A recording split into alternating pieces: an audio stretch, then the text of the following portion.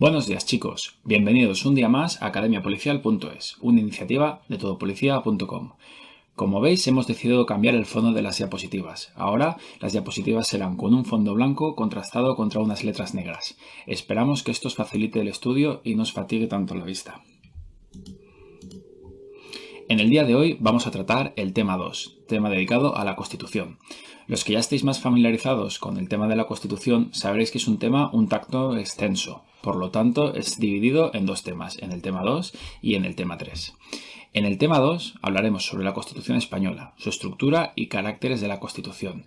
Veremos qué características tiene. Veremos en qué valores está inspirada también la Constitución, los principios del régimen constitucional, qué es un Estado democrático, qué es un Estado de Derecho y qué es un Estado social. Después hablaremos de la monarquía parlamentaria, que como sabéis es la forma política que impera en España. Y también veremos lo que es un Estado autonomista. También los derechos fundamentales y deberes fundamentales establecidos en la Constitución. Haremos un especial de referencia a los derechos fundamentales y libertades públicas, así como las garantías de los mismos, porque ¿de qué sirve tener tantos derechos si nadie me los garantiza? Se nos puede llenar la boca con un montón de derechos, pero si yo no tengo un sitio a donde ir para exigirlos o alguien que me los garantice, ¿de qué sirve tenerlos? También veremos un tema un poco más peliagudo, la suspensión de los derechos y libertades, de algunos derechos y libertades en determinados momentos. Como novedad, en este año y en este tema veremos la protección de datos personales y la garantía de los derechos digitales, tanto la normativa comunitaria como la nacional. Como podréis ver, la normativa nacional es una transposición de la normativa comunitaria. De hecho, en muchos artículos se nos redireccionará directamente a la normativa comunitaria, aunque para facilitar el estudio nosotros lo hemos hecho directamente. Y por último, veremos el defensor del pueblo. Empecemos. Veamos un poco sobre la historia de la Constitución. Debemos remontarnos hasta el 1808 para hablar sobre el Estatuto de Bayona. Es una carta otorgada por Napoleón. Es el primer texto constitucional en España. Napoleón otorgó esta carta para tratar de institucionalizar un régimen autoritario. Como podemos entender, en este régimen pues había muy pocos derechos y muy pocas libertades, aunque sí que es cierto que se concedió un reconocimiento básico de algunas libertades. Después tenemos la Constitución de 1812. Algunos de vosotros la conoceréis como Pepa o Constitución de Cádiz. Como curiosidad os diré que esta ha sido la Constitución más larga que hemos tenido jamás en España. Esta Constitución estuvo vigente durante 2 años. Proclamaba que la soberanía residía en el pueblo y no en el rey, y por aquel entonces esto era un modernismo muy grande. Reconocía derechos individuales y además reconocía la separación de poderes. Digamos que era el primer germen que desarrollaría después el poder ejecutivo, el poder legislativo y el poder judicial. Sigamos ahora con el Estatuto Real de 1834. Esto ya es una constitución formal y además establece unas Cortes bicamerales. Aunque esto no era el Congreso y el Senado, sí que era su inicio. Este Estatuto Real fue otorgada por carta tras la muerte de Fernando VI. Después debemos hablar de la Constitución de 1837. Se mantuvo vigente hasta el 1845 y esta Constitución tenía claros tintes progresistas. Por contrapartida, la Constitución de 1845 redujo drásticamente los derechos de los ciudadanos y además aumentó el poder del rey. Obviamente, esta Constitución tenía un carácter más moderado y no tan progresista como la de 1837. En 1869 tuvimos la primera Constitución democrática. Además, en esta Constitución se introdujo el sufragio universal real. Anteriormente existía un sufragio universal solo para hombres, y a partir de este momento podían votar todos los hombres y mujeres. Además, aparece como tal el Congreso y el Senado, como dos cámaras completamente diferenciadas, cada una con sus funciones y cada uno con su reglamento. Después tenemos la Constitución de 1876, la cual estuvo vigente hasta 1931. Fue la Constitución más longeva de España. En la Constitución de 1931 se proclamó la República Democrática. Se establecen unas Cortes de una única Cámara. Deja de existir, por tanto, el Congreso y el Senado, y esta Constitución se mantuvo vigente hasta la Guerra Civil. Una vez terminó la Guerra Civil, se instauró un régimen franquista, que estuvo vigente desde el 1939 hasta 1975. Y hasta aquí la historia que dio lugar a nuestra Constitución. A partir de ahora vamos a ver unas fechas muy importantes. Yo recomiendo a cualquier opositor que se esté preparando con nosotros que las fechas que vamos a ver ahora sobre nuestra Constitución las domine, porque además si resultan preguntadas en el examen tipo test son unas preguntas sencillas que no tienen ni complicación ni hay manera de enrevesarlas.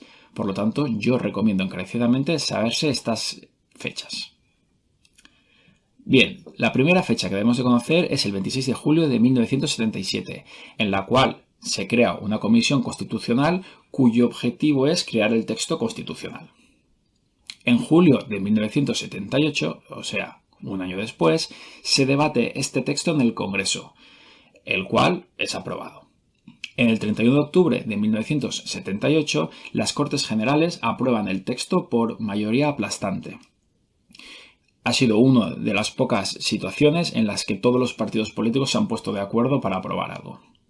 El 6 de diciembre de 1978 se aprueba por parte del pueblo a través de un referéndum. En el tema anterior ya vimos cómo se realizaban los referéndum.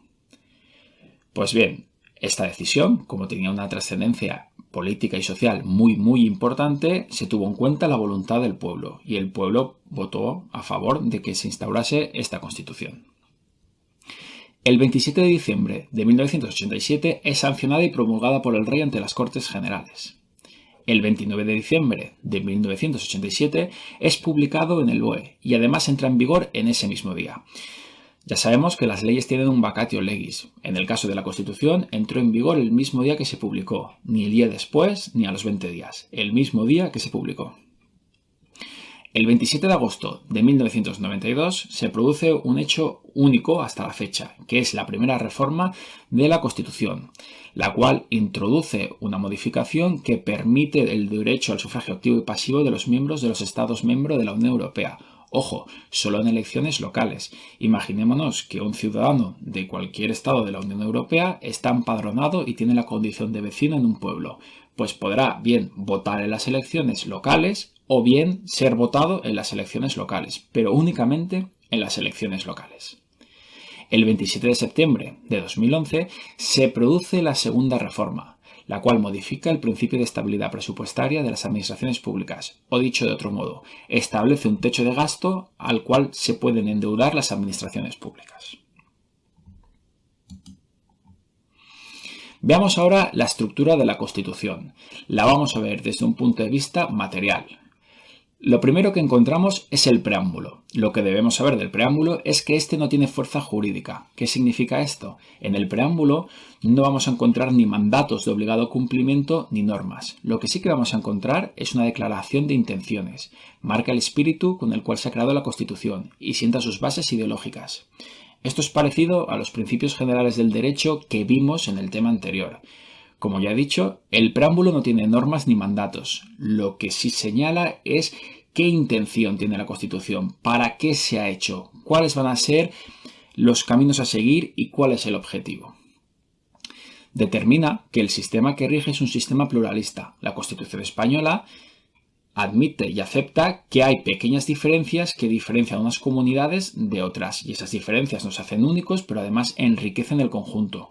No somos un Estado centralista, pero sí unitario. Estamos todos juntos para todo. Y además establece que la forma política es la monarquía parlamentaria. ¿Cuántos de vosotros habéis escuchado en muchísimas ocasiones que el rey reina pero no gobierna? Esto, a diferencia de las monarquías absolutistas, es lo que tenemos en España, una monarquía parlamentaria, donde el rey tiene una serie de funciones, pero no gobierna. Después tenemos la parte dogmática, que está compuesta por el título preliminar y el título 1, titulado de los derechos y deberes fundamentales. Y por último, la parte orgánica, que abarca desde el título segundo hasta el título 9. En la parte orgánica se regula la composición y funcionamiento de los órganos superiores del Estado, así como las relaciones entre estos. Además, esta parte funciona como garantía de la parte dogmática. Ya hemos comentado anteriormente que de nada sirve tener muchos derechos si nadie me los garantiza o si nadie me los protege. Yo puedo tener derecho a la vida, derecho a la integridad física o derecho a la propiedad privada, y si no hay una serie de garantías que me aseguran que yo puedo ejercer esos derechos o exigirlos ante alguien, pues no serviría de nada tener esos derechos. Veamos ahora la estructura formal de la Constitución española. Por un lado, nuestra Constitución tiene 169 artículos. Está dividida en un preámbulo, en un título preliminar y 10 títulos. Además, hay 4 disposiciones adicionales, 9 transitorias, una derogativa y una final. Esta estructura también debemos de conocerla. Es otra pregunta muy sencilla que no debería plantearnos ningún tipo de problema en un examen tipo test. Y aún así hay gente que lo da por obvio, por sentado, no lo estudia y cuando se encuentra la pregunta dice, vaya, eran 169 artículos, 170, aunque aquí ya no hay tanta duda porque siempre se presta a broma ese número. Pero sí que hay más dudas en, ¿era un preámbulo, un título preliminar y 10 títulos? ¿Eran 11 títulos? No lo sé muy bien. Bien, ahora vamos a ver cada uno de los títulos. En el título primero de los derechos y deberes fundamentales tenemos el capítulo primero dedicado a los españoles y a los extranjeros. En el capítulo segundo, que está dividido en sección primera y sección segunda, titulado Derechos y Libertades, encontraremos la sección primera de los derechos fundamentales y libertades públicas y la sección segunda de los derechos y deberes de los ciudadanos. En el capítulo tercero encontraremos los principios rectores de la política social y económica. En el capítulo 4, de las garantías de las libertades y de los derechos fundamentales. En el capítulo 5 encontraremos la suspensión de los derechos y libertades. Veremos en qué situaciones se pueden suspender estos derechos y cuáles son los derechos que se pueden suspender. Hasta aquí será la primera parte del tema de la Constitución, porque el título 2 dedicado a la corona lo veremos en el siguiente tema, en el tema 3. El título 3 está dedicado a las Cortes Generales. Veremos las cámaras, las elaboraciones de las leyes, que ya vimos una pequeña pincelada en el anterior tema, y también veremos los tratados internacionales. El título 4 está dedicado al gobierno y a la administración, algo que veremos más en profundidad en el tema 5, tema dedicado a la Administración General del Estado. En el título 6, el Poder Judicial. En el título 7, Economía y Hacienda. Y por la propia naturaleza del título, pues no lo veremos apenas, porque para nuestra oposición y para nuestro día a día laboral no va a sernos útil. El título 8, Organización Territorial del Estado, con el capítulo primero, Principios Generales, capítulo segundo de la Administración Local y capítulo tercero de las Comunidades Autónomas. Después veremos el Tribunal Constitucional y la Reforma Constitucional, ambos temas muy importantes. Bien, veamos ahora las características de la Constitución. ¿Qué hace nuestra Constitución? Por un lado, es escrita, que esto puede parecer una obviedad, pero existen constituciones que no son escritas. Son constituciones llamadas consuetudinarias. Por ejemplo, la Constitución inglesa es una constitución consuetudinaria. Por otro lado, nuestra Constitución es extensa. Recordemos que es la más extensa, con excepción de la de Cádiz. Para poner un poco en contexto, hay constituciones que tienen 6 artículos, 7 artículos, y la nuestra tiene 169 artículos. Nuestra Constitución es inacabada. Cuando estudiemos los diferentes artículos, veremos que hay materias que se nombran, pero posteriormente no se regulan. También es una Constitución abierta, ya que permite que otras leyes regulen determinadas materias. Veremos en algunos artículos la coletilla de una ley posterior determinará el alcance de este artículo o una ley posterior determinará las circunstancias y características de esta situación. Lo veremos. Por otro lado, nuestra Constitución es popular. Ya sabemos que se aprobó mediante referéndum por el pueblo español. Además, es una Constitución rígida. Solo cabe reforma. Repetimos esto, Barbudo, por favor. Además, es una Constitución rígida. Solo cabe reforma por procedimientos muy estrictos. Antes de esta Constitución veníamos de una época política muy convulsa y lo que necesitábamos era asentar unas bases sólidas que fueran muy difíciles de cambiar y con esta Constitución se consiguió. Por último, como ya sabemos, otra característica de la Constitución es que es monárquica, ya que establece que la forma política es la monarquía parlamentaria. Ahora veamos qué valores están presentes en la Constitución. Los vemos recogidos en el artículo 1 y además este artículo proclama que los valores superiores son la libertad, por un lado, ya que cada uno es libre de realizar su voluntad, manifestar su ideología y creencias, o de no hacerlo. Por otro lado, nadie puede ser obligado a manifestar su ideología y creencias. Otro valor superior es la justicia. Otro, la igualdad.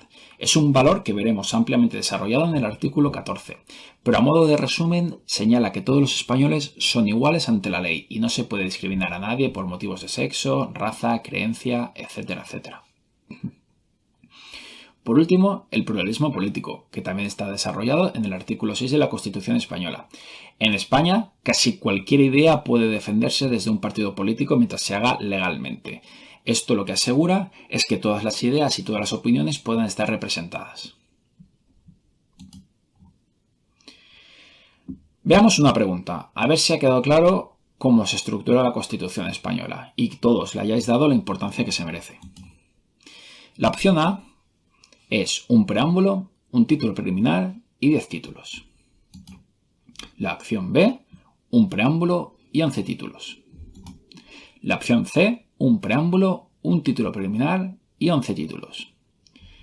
Tiempo. Si necesitáis más tiempo, pausad el vídeo. Yo os doy un par de segundos. Bien, la opción correcta, como no puede ser de otro modo, es la A, un preámbulo, un título preliminar y 10 títulos. Vista esta pregunta, sigamos adelante. Veamos ahora los principios del régimen constitucional. España se constituye en un Estado social, que veremos después qué significa esto, en un Estado democrático y en un Estado de derecho. Como ya sabemos, la soberanía nacional reside en el pueblo, del cual emanan los poderes del Estado, y la máxima manifestación de esto es cada 4 años cuando nosotros elegimos a nuestros propios representantes. La forma política del Estado español es la monarquía parlamentaria, donde el rey no gobierna. Tiene una serie de funciones, pero no gobierna. La nacionalidad española se fundamenta en la indisolubilidad unidad de la nación española, patria común e indivisible de todos los españoles, y reconoce y garantiza el derecho a las autonomías de las nacionalidades y regiones que la integran, y la solidaridad entre todas ellas. Como ya hemos comentado, en España se reconoce que hay pequeñas diferencias que hacen único cada territorio que compone el Estado, pero aún así somos una patria común e indivisible y tenemos que remar todos a una. Es un Estado democrático porque los ciudadanos pueden participar con igualdad de derechos en la formación del Estado, bien en la política o bien en la función pública. Veamos el artículo 23 que regula este asunto. Los ciudadanos tienen el derecho a participar en el asunto público directa o por medio de representantes, directamente presentándose a cargos electos y siendo votados por el pueblo, o por representantes votando a otros representantes. Asimismo, tienen derecho a acceder en condiciones de igualdad a las funciones y cargos públicos, con los requisitos que señalen las leyes. Como veis, esto es un ejemplo de que la Constitución es inacabada, deja a leyes posteriores el estipular una serie de requisitos para acceder a la función pública. ¿Por qué es un Estado de Derecho? Pues porque el artículo 9 señala el imperio de la ley. Todo el mundo, los ciudadanos y los poderes públicos estamos sujetos a la Constitución y al resto del ordenamiento jurídico. Todos debemos obedecer la ley. Además, corresponde a los poderes públicos el promover las condiciones para que la libertad y la igualdad de los individuos y de los grupos que se integran sean reales y efectivas. Además, también le corresponde a los poderes públicos remover cualquier tipo de obstáculo que impida o dificulten la participación de todos los ciudadanos en la vida política, económica, cultural y social. Dicho de otro modo, los poderes públicos deben de encargarse de que todo el mundo esté integrado y pueda acceder a las diferentes ramas de la vida en sociedad. También, la Constitución garantiza el principio de legalidad. Por un lado, la jerarquía normativa.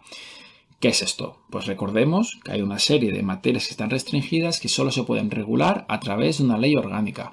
Por lo tanto, habrá una serie de derechos fundamentales cuya modificación o derogación exigirá un proceso mucho más largo, mucho más costoso y mucho más difícil de realizar. Por otro lado, la publicidad de las normas. Esto significa que no se nos puede obligar ni exigir el cumplimiento de una norma que no haya sido previamente publicitada. Por otro lado, la irretroactividad de las disposiciones sancionadoras no favorables o restrictivas de derechos individuales. Y por ilustrar por un ejemplo, imaginémonos que a partir de hoy es ilegal y es penado con 3 años de cárcel el llevar sombrero en vía pública. ¿Pero qué ocurre con la gente que llevaba sombrero en vía pública hasta tal fecha? Obviamente no se podrá sancionar. Es desde el momento en que entra en vigor hacia adelante. Después veremos la seguridad jurídica, la responsabilidad y la interdicción de la arbitrariedad de los poderes públicos. Esto lo veremos más adelante.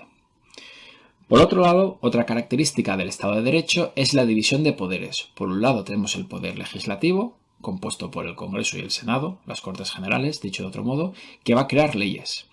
El poder ejecutivo, compuesto por el Gobierno, y el poder judicial, que es jueces y tribunales. Estos poderes se controlan entre ellos y aseguran pues que el poder no está en manos de una sola persona o de un solo grupo de personas. Y por último, obviamente, la protección de los derechos y libertades fundamentales.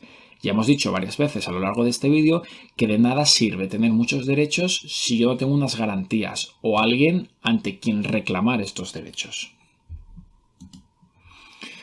Por otro lado, es un Estado social, por lo que hemos visto anteriormente. Los poderes públicos, recordemos, tienen la obligación de remover cualquier obstáculo que a mí me impida o dificulte acceder a cualquier rama de la vida, ya sea política, económica, cultural o social. El siguiente punto que vamos a ver es la monarquía parlamentaria, regulada en el artículo 1.3. No hace falta incidir en esto. Recordemos que la forma política en España es la monarquía parlamentaria. El poder ejecutivo es ejercido por el Gobierno, como ya hemos comentado, y cuya responsabilidad es exigible por las Cortes Generales que ejercen la función legislativa, lo que os había comentado. Cada poder controla a otro poder. ¿Por qué es un Estado autonomista? Ya lo hemos comentado. Si bien es cierto que España se fundamenta en la indisoluble unidad de la nación, sí que es cierto que reconoce el derecho a las autonomías y reconoce esas pequeñas diferencias que nos hacen únicos. Bien, vayamos ahora con otra pregunta. ¿Quién debe promover las condiciones para que la libertad y la igualdad sean reales y efectivas? ¿Es el Gobierno? ¿Son las Cortes Generales? ¿O son los poderes públicos? Dejo un par de segundos, si necesitáis más tiempo, pausad este vídeo. La opción correcta, como la mayoría de vosotros habréis seleccionado, es la C. Los poderes públicos, recordemos, deben de asegurar la libertad de igualdad sea real para todas las personas y grupos de personas y además remover todos los obstáculos e impedimentos que impidan que cualquier persona pueda desarrollar su vida política, económica, social o cultural.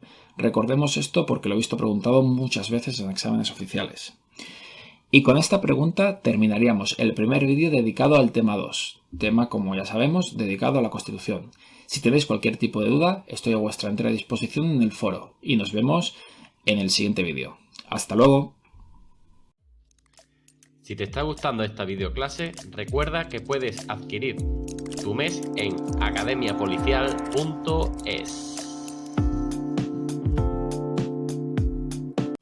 Hola chicos, bienvenidos al segundo vídeo dedicado al tema 2, Constitución Española, parte 1. En el anterior vídeo nos habíamos quedado solucionando esta pregunta. Supongo que no queda ningún tipo de duda, así que sigamos adelante. Veamos ahora cómo se estructura el título primero. Recordemos que el título primero estaba dividido en capítulo primero y capítulo segundo. Como curiosidad os diré que el artículo 10, que pertenece al título primero, no está integrado en ninguno de los dos capítulos. Por lo tanto, el artículo 10, pese a que pertenece al título primero, no pertenece al capítulo primero. Tengamos esto en cuenta a la hora de afrontar un examen tipo test. El artículo 10 señala que la dignidad de la persona, los derechos inviolables que le son inherentes, el libre desarrollo de la personalidad, el respeto a la ley y los derechos de los demás son el fundamento del orden político y de la paz social.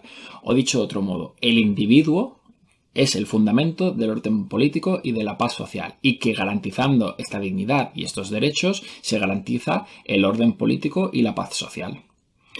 Las normas relativas a los derechos fundamentales y a las libertades que la Constitución reconoce se interpretarán de conformidad con la Declaración Universal de los Derechos Humanos y tratados y acuerdos internacionales sobre las mismas materias ratificados por España. Dicho de otro modo, cuando en la interpretación de un artículo no quede clara cuál es el objetivo o cuál es la vía que querían seguir a la hora de legislar sobre este tema, se acudirá a la Declaración Universal de los Derechos Humanos para interpretar ese artículo. Entremos ahora al capítulo primero. En el capítulo primero, el primer artículo que debemos estudiar es el artículo 11. Recordemos que esto ya lo hemos visto ampliamente en el tema anterior, tema 1. Aún así, vamos a refrescar un poco las ideas. Recordemos que la nacionalidad española se adquiere, se conserva y se pierde de acuerdo con lo establecido por la ley. Recordemos también que ningún español de origen podrá ser privado de su nacionalidad, aunque si hacemos memoria, recordaremos que los españoles de origen pueden perderla por no usarla o por otros motivos, pero no se le puede arrebatar como pena. Y además recordemos que el Estado podrá tratar acuerdos de doble nacionalidad con países iberoamericanos y con otros. No incidimos mucho en este artículo porque ya lo vimos ampliamente en el tema anterior. Sigamos adelante. El siguiente artículo, el artículo 12, señala que los españoles son mayores de edad a los 18 años. Y esto, obviamente, no tiene ninguna explicación. El artículo 13 señala que los extranjeros tienen los mismos derechos que los españoles, con una única salvedad. Solamente los españoles serán titulares de los derechos reconocidos en el artículo 23, que como veremos el artículo 23 es todo lo relativo a la participación ciudadana, tanto para la función pública como para la vida política. Aunque con la salvedad que ya hemos visto anteriormente, que se modificó la Constitución precisamente para posibilitar que los extranjeros nacionales de la Unión Europea pudieran tener derecho al sufragio tanto activo como pasivo en las elecciones locales. La extradición solo se concederá en cumplimiento de un tratado o de ley, atendiendo a los principios de reciprocidad. O sea, si un país no me reconoce este derecho, yo tampoco se lo voy a reconocer a él. Además, queda excluido de la extradición los delitos políticos, no considerados como tales los actos de terrorismo. Cualquier idea que esté defendiendo a alguien en otro país y sea perseguido por ello, pues en España lo protegeremos, no lo extraditaremos. Sin embargo, un acto de terrorismo no se puede amparar por motivos políticos. Y por último, otro ejemplo de que la Constitución no está acabada, la ley establecerá los términos en que los ciudadanos de otros países y los apátridas podrán gozar del derecho de asilo en España. Sigamos en el capítulo segundo, denominado Derechos y Libertades. Como ya habíamos apuntado anteriormente, todos los españoles son iguales ante la ley. No se puede prevalecer ningún tipo de discriminación por razón de nacimiento, raza, sexo, religión, opinión o cualquier otra condición o circunstancia personal o social. El artículo 15, que pertenece a la sección primera del capítulo segundo, señala que todos tenemos derecho a la vida y a la integridad física y moral, sin que en ningún caso podamos ser sometidos a torturas ni a penas o tratos humanos o degradantes. Además, este artículo abole la pena de muerte. No hay pena de muerte en España. Aunque si bien es cierto este artículo contempla que puede haber pena de muerte en las leyes militares para tiempos de guerra, después, a través de una ley orgánica, la que aparece en pantalla, la 11/1995 del 27 de noviembre, la abole completamente. Entonces, si en un tipo test nos preguntan, según la Constitución española, en su artículo 15, ¿existe pena de muerte? La respuesta es sí, porque aunque no se puede aplicar la pena de muerte a la gente en general, sí que permite que las leyes penales militares la apliquen en tiempos de guerra. Sin embargo, si nos preguntan de manera genérica, o mejor dicho, nos preguntan según la Ley Orgánica 11/95 del 27 de noviembre, en España no hay pena de muerte para nadie bajo ningún concepto. El artículo 16 garantiza la libertad ideológica, religiosa y de culto de los individuos y las comunidades sin más limitaciones en sus manifestaciones que la necesaria para mantener el orden público protegido por la ley. Dicho de otro modo, cualquier persona puede profesar la religión o culto que desee, o no profesarlo, porque nadie puede ser obligado. La única salvedad que hay es el orden público, pues no puede haber una manifestación religiosa en mitad de una autopista que corte el tráfico. Como ya sabemos, todo el mundo tiene derecho a declarar su ideología, pero por contra nadie puede ser obligado. Si alguien no quiere declarar su ideología, su religión o creencia, es libre y tiene todo el derecho del mundo a hacerlo. Ninguna confesión tendrá carácter estatal. España es un estado laico, confesional. Sin embargo, los poderes públicos tendrán en cuenta las creencias religiosas de la sociedad y mantendrán las consiguientes relaciones de cooperación con la Iglesia Católica y las demás confesiones. España tiene acuerdos con la Iglesia Católica para ayudas sociales, para dar difusión a diferentes programas de garantía social, pero no solo con la Iglesia Católica, sino con las otras religiones que están presentes en España. El artículo 17 habla sobre el derecho a la libertad y la seguridad. Por ello, nadie puede ser privado de su libertad sino con la observancia de lo establecido en este artículo y en los casos y en las formas previstos en la ley. La detención preventiva no podrá durar más del tiempo estrictamente necesario para realizar las averiguaciones tendientes al esclarecimiento de los hechos, y en todo caso el plazo máximo son 72 horas, en las cuales el detenido deberá ser puesto en libertad o a disposición de la autoridad judicial. Esto no significa que podamos tener una persona siempre detenida 72 horas. Primero, porque para los menores de edad es otro plazo, que veremos más adelante. Y segundo, si yo en el ejercicio de mis funciones como policía detengo a alguien y a las 6 horas he realizado todas las averiguaciones posibles que me permiten esclarecer el hecho, yo no puedo decir, me quedan aún 68 horas o 66, si los cálculos no me fallan. Pero lo que quiero plasmar en esto es que el tiempo de la detención es el estrictamente necesario. No se debe agotar el plazo si no es necesario. Y obviamente, agotado el plazo, estén como estén las investigaciones, esta persona debe ser puesta en libertad o a disposición de la autoridad judicial. Por otro lado, toda persona detenida debe ser informada de forma inmediata y del motivo que le sea comprensible todos sus derechos y las razones de la detención, y no puede ser obligada a declarar. Se garantizará la asistencia del abogado al detenido en las diligencias policiales y judiciales, en los términos que la ley establezca. Nosotros, cuando detenemos a una persona, en el momento de la detención, debemos informarla del motivo de la detención y de los derechos que le asisten. Aquí pueden pasar dos situaciones. Primera, que esta persona no nos entienda. Por lo tanto, en dependencias policiales se le ofrecerá bien a través de un intérprete o bien a través de una hoja de derechos en su idioma que la persona entienda qué derechos le asisten.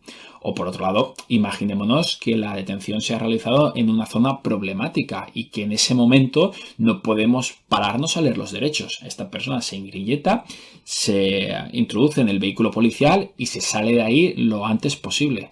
Entonces, entendemos esto. Debe de ser en el momento inmediato, pero que sea posible, ¿de acuerdo? Y por último, la ley regulará un procedimiento de habeas corpus para producir la inmediata puesta a disposición judicial de toda persona detenida ilegalmente. Cuando una persona cree que ha sido detenida ilegalmente o que hay algún elemento que no ha sido tenido en cuenta, bien porque no se le han leído los derechos, porque no se le han ofrecido los derechos o no se le han garantizado, la detención no se ajusta a derecho, etcétera, etcétera, puede solicitar o puede invocar este derecho, ante lo cual la policía la pondrá directamente a disposición judicial y será un juez quien determine si la detención se ajusta o no a derecho. Veamos una pregunta, a ver si está quedando todo más o menos claro. ¿Quiénes serán titulares de los derechos recogidos en el artículo 23 de la Constitución española? Recordemos que los derechos son comunes y generales para todo el mundo. A. Los españoles. B. Los extranjeros. C. Ninguna opción es correcta.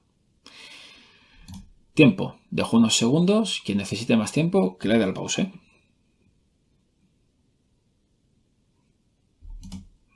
La opción correcta es la A. Los españoles. Recordemos que tanto españoles como extranjeros tenemos los mismos derechos, aunque había una salvedad. Es la salvedad que está señalada en el artículo 23, el artículo que habla sobre la participación bien en la función pública o bien en la función política. Recordemos que los extranjeros sí pueden participar tanto con sufragio activo como pasivo en las elecciones locales, pero no así en las autonómicas y en las nacionales. Y obviamente para ser funcionario, en la mayoría de los casos, aunque veremos en el tema del EBEP qué salvedades hay, se necesita ser español. Bien, sigamos. Veamos ahora el artículo 18. Este artículo garantiza el derecho al honor, a la intimidad personal, familiar y a la propia imagen. El domicilio es inviolable y hoy en día este tema está muy de moda, así que tengamos cuidado con esto en nuestra función policial. Hay una serie de situaciones en las que nosotros podremos violentar o entrar en un domicilio, pero son unas situaciones muy restrictivas y no debemos abusar de este derecho a la ligera. Ninguna entrada o registro podrá hacerse en él sin consentimiento del titular o resolución judicial, salvo en caso de flagrante delito. Obviamente, si nosotros pasamos por la puerta de un domicilio y escuchamos a alguien pedir ayuda, pedir socorro, decir que la están matando, que la están agrediendo, nosotros podemos entrar en ese domicilio con todas las garantías del mundo y todos nos respaldarán con esa actuación. Por otro lado, se garantiza el secreto de las comunicaciones y en especial de las postales, telegrafías y telefónicas, salvo resolución judicial. Si un juez autoriza a la intervención de las comunicaciones, pues obviamente ya no se garantizaría el secreto y se podría acceder a estas. Y por último, otro ejemplo de que la Constitución es incompleta, la ley limitará el uso de la informática para garantizar el honor y la intimidad personal y familiar de los ciudadanos y el pleno ejercicio de sus derechos. Sigamos adelante. Veamos ahora el artículo 19. El artículo 19 habla sobre la libertad ambulatoria. Los españoles tienen derecho a elegir libremente su residencia y a circular por el territorio nacional. O sea, un español puede vivir donde quiera y puede moverse por todo el territorio nacional. Asimismo, tienen derecho a entrar y salir libremente de España en los términos que la ley establezca. Este derecho no podrá ser limitado por motivos políticos o ideológicos, aunque sí por temas sanitarios, como tristemente estamos viendo en esta época. Veamos ahora el artículo 20. Como veis, no vamos a ver todos los puntos de este artículo. He seleccionado los que creo que son importantes para nuestra función y nuestro objetivo, que es acceder a la escala básica del Cuerpo Nacional de Policía. Por un lado, se reconocen y se protegen los derechos a expresar y difundir libremente los pensamientos, ideas y opiniones mediante la palabra, el escrito o cualquier otro medio de reproducción. También se reconoce y se protege el derecho a la producción y creación literaria, artística, científica y técnica. También a la libertad de cátedra. Los profesores y maestros pueden enseñar como ellos estimen oportuno y enseñar lo que ellos crean conveniente. Sí que es cierto que esta libertad de cátedra es gradual. No goza de la misma libertad de cátedra un profesor de primaria que un profesor universitario, por la propia naturaleza de los conocimientos impartidos y a quienes van dirigidos. También a comunicar o recibir libremente información veraz por cualquier medio de difusión. La ley regulará el derecho a la cláusula de conciencia y el secreto profesional en el ejercicio de estas libertades. El ejercicio de estos derechos no puede restringirse mediante ningún tipo de censura previa. O sea, no se pueden censurar X temas. Lo que sí que se puede es el secuestro de las publicaciones. Todos recordaremos unas publicaciones un tanto peleagudas que hubieron en España hace unos años. Si bien no hubo una censura previa, lo que sí que hubo fue un secuestro de las publicaciones. En el momento en que se pusieron a la venta, se secuestraron las publicaciones en virtud de una resolución judicial. Sigamos con el artículo 21. Se reconoce el derecho de reunión pacífica y sin armas. Insisto, pacífica y sin armas. El ejercicio de este derecho no necesitará autorización previa. Yo me puedo reunir para reivindicar lo que yo estime oportuno y no necesito autorización. Eso sí, necesito comunicarlo, que la autoridad sepa que se va a realizar este derecho. ¿Por qué? Pues para garantizar simplemente este derecho. No se va a reprimir este derecho, no se va a coartar, simplemente se va a garantizar que yo libremente pueda realizar este derecho. Ya que en el caso de reuniones en lugares de tránsito público y manifestaciones, se debe dar cuenta previa a la autoridad, que solo podrán prohibirlas cuando existan razones fundadas de alteración de orden público o con peligro para las personas o bienes. Bien porque se prevea que una manifestación va a ser violenta o radical, o bien porque hay diferentes manifestaciones que tienen posturas encontradas y van a verse en algún punto, pues se puede prohibir una u otra o ambas, pero siempre por razones de alteración de orden público o con peligro para las personas o bienes. Veamos unos datos curiosos necesarios en cuanto al derecho a la reunión. La ley que regula el derecho a la reunión entiende por reunión 20 o más personas con una finalidad determinada. O sea, la concreción de estas personas debe de ser para una finalidad determinada. No pueden decir, no, es que aquí hay 20 personas viendo un escaparate de una tienda, pues ya es una reunión. O hay 20 personas en la playa, pues ya es una reunión. No, deben de haberse reunido con una finalidad determinada y ser una masa única, no que cada uno esté allí con sus diferentes motivaciones y para hacer cosas completamente diferentes. Como ya hemos comentado, aunque no necesitemos autorización previa, sí debemos de comunicar, y esta comunicación debe ser por escrito con una antelación mínima de 30 días y máxima de 10. Dicho plazo puede rebajarse a 24 horas por causas de extraordinaria gravedad. Imaginémonos que ocurre un suceso, sin poner ningún tipo de ejemplo, que causa un shock grande en la sociedad española y la gente tiene la necesidad de manifestarse para que la clase política adquiera conciencia de ese hecho. Pues en estas situaciones de extraordinaria gravedad, este plazo de comunicación puede rebajarse a 24 horas. El artículo 22 de la misma sección reconoce el derecho a la asociación. Aunque sí que es cierto que las asociaciones que persigan fines o utilicen medios tipificados como delito son ilegales. No debemos de confundir asociaciones ilegales con asociaciones prohibidas. Veamos las diferencias. Como ya hemos dicho, una asociación que persiga fines o utilice medios tipificados como delito será una asociación ilegal. Por contra, asociaciones secretas o que tengan carácter paramilitar serán prohibidas, ¿de acuerdo? Las asociaciones tienen que inscribirse en un registro a efectos de publicidad. Estas asociaciones tienen que ser públicas. ¿Por qué? Porque las secretas están prohibidas. Las asociaciones solo podrán ser disueltas o suspendidas en virtud de una resolución judicial motivada. O sea, un juez debe explicar por qué motivos esta asociación debe ser disuelta. Y como ya hemos comentado, las asociaciones secretas y de carácter paramilitar están prohibidas. El artículo 23, que recordemos era la salvedad de los derechos que no tenían los extranjeros, señala que los ciudadanos tienen el derecho a participar en los asuntos públicos directamente, siendo votados, o por medio de representantes, votándolos. Recordemos también que tienen derecho a acceder en condiciones de igualdad a las funciones y cargos públicos, con los requisitos que señalen otras leyes. El artículo 24 señala que toda persona tiene derecho a obtener la tutela efectiva de los jueces y tribunales en el ejercicio de sus derechos e intereses legítimos, sin que en ningún caso pueda producirse la indefensión. O dicho de otro modo, si yo en algún momento creo que se está violentando o no se está respetando algún derecho mío, tengo derecho a la tutela efectiva de jueces y tribunales. Y además tengo derecho a que alguien me defienda. Este mismo artículo, en su punto 2, señala que todos tienen derecho al juez ordinario predeterminado por la ley. Dependiendo del tipo de delito o dependiendo de quiénes seamos, tendremos un juez u otro, pero el que nos toque, tanto para bien como para mal.